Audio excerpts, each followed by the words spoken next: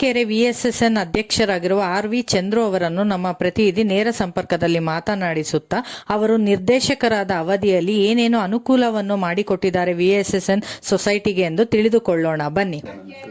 Chandru Adikere VSSN society ಮುಂಚೆ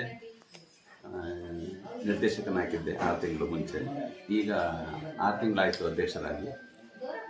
ಇದಕ್ಕೆ ಕಾರಣಕರ್ತರಾದಂಥ ನಮ್ಮ ಸೊಸೈಟಿಯ ನಿರ್ದೇಶಕರುಗಳು ಹಾಗೂ ಆದಿಕೆರೆ ಗ್ರಾಮಸ್ಥರುಗಳು ಹಾಗೂ ನಮ್ಮ ಹೆಚ್ಚಿನದಾಗಿ ನಮ್ಮ ಮಾಜಿ ಶಾಸಕರಾದಂಥ ಡಿ.ಎಸ್. ಸುರೇಶಣ್ಣನವರು ಈ ನನ್ನ ಗೆಲುವಿಗೆ ಕಾರಣಕರ್ತರು.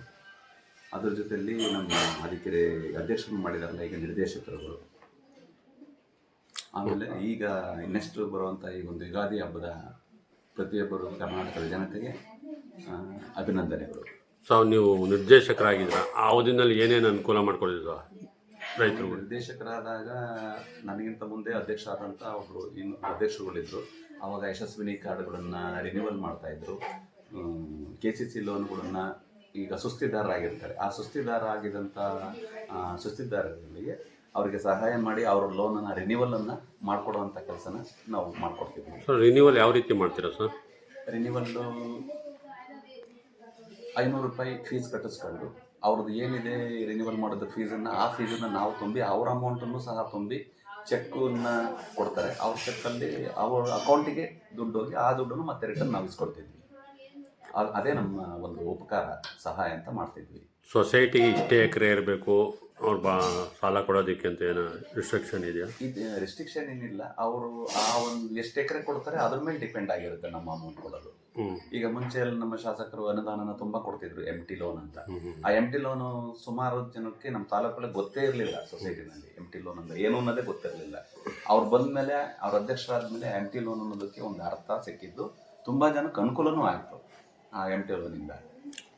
ಸರ್ ಕುಮಾರಸ್ವಾಮಿ ಅವ್ರ ಫೀಲ್ಡಲ್ಲಿ ಸಾಲ ಮನ್ನಾ ಮಾಡಿರಲ್ಲ, ಅವಾಗ ಎಲ್ಲರಿಗೂ ಉಪಯೋಗಿಸ್ಕೊಂಡು ಅದನ್ನು? ಸರ್ ಅದು ನನಗೆ ಮಾಹಿತಿ ಉಪಯೋಗಿಸ್ಕೊಂಡಿದ್ದಾರೆ. ಬಟ್ ಅವಾಗೆಲ್ಲ ನಾವು ಸ್ವಲ್ಪ ಚಿಕ್ಕವರು, ನಮ್ಮದು ಲೋನ್ ಅಪ್ಪಾಜಿ ಗೊತ್ತು, ಅದು ನನಗೆ ಅದು ಮಾಹಿತಿ ಇಲ್ಲ ಸರ್.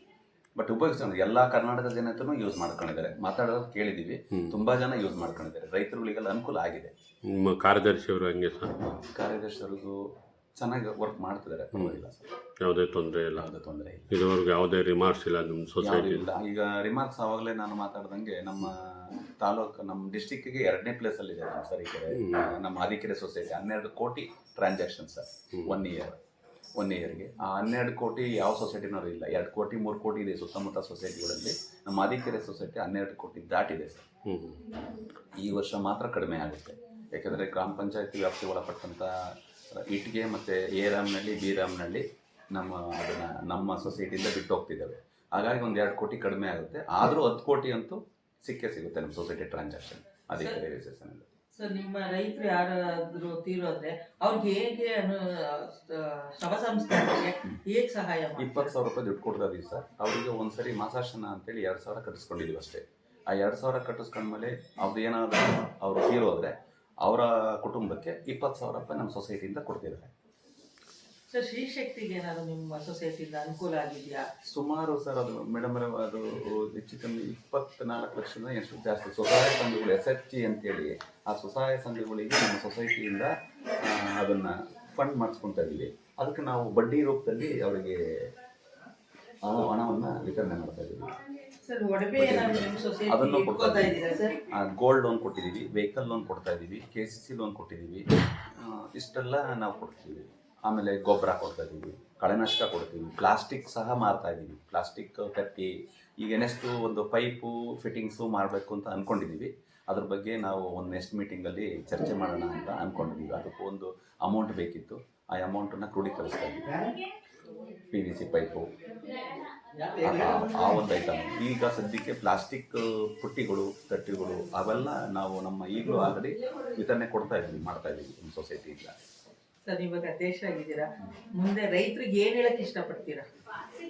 ಈ ನಮ್ಮ ಸೊಸೈಟಿ ಇದೇ ಎಲ್ಲ ಜನಗಳು ಸಹಕಾರ ನೀಡಬೇಕು ಅಂದರೆ ಇಲ್ಲಿ 2 ರೂಪಾಯಿ ಜಾಸ್ತಿ ಆಯ್ತು ಅಂತ ಬೇರೆ ಕಡೆ ಹೋಗ್ದಂಗೆ ನಮ್ಮ ಸೊಸೈಟಿನಲ್ಲೇ ಅವರು ಪರ್ಚೇಸ್ ಮಾಡಿ ನಮ್ಮ ಸೊಸೈಟಿ ಬಗ್ಗೆ ಅಭಿವೃದ್ಧಿ ಮಾಡಿದರೆ ಮೋರು ಮತ್ತು ಈಗ ಹೈಪರ್ ಮಾರ್ಕೆಟ್ ಥರ ಮಾಡಿರಲ್ಲ ಆ ಥರ ಒಂದು ಸ್ಥಾನಮಾನಕ್ಕೆ ತಗೊಂಡೋಗ್ಬೇಕು ಅಂದರೆ ನಮ್ಮ ಸದಸ್ಯರುಗಳು, ನಮ್ಮ ಊರಿನ ಗ್ರಾಮಸ್ಥರು ಅದನ್ನು ಹೆಚ್ಚಿನದಾಗಿ ಅದಕ್ಕೆ ಗಮನ ಹರಿಸಿ ಇಲ್ಲೇ ಪರ್ಚೇಸ್ ಮಾಡೋ ಅಂಥ ಒಂದು ವ್ಯವಸ್ಥೆ ಮಾಡಬೇಕು ಅಂತ ಅಂದ್ಕೊಂಡಿದ್ದೀವಿ. ಅದಕ್ಕೆ ಹೆಚ್ಚಿನ ಜಾಗನೂ ಬೇಕು. ಮುಂದಿನ ನೋಡಬೇಕು, ಅದನ್ನು ತೀರ್ಮಾನ ಹೇಗೆ ಮಾಡುತ್ತೆ, ಹೇಗಾಗುತ್ತೆ ಅನ್ನೋದನ್ನು ಪ್ರಸ್ತಾಪ ಮಾಡ್ತಾ ಇದ್ದೀವಿ. Okay sir, thank you sir.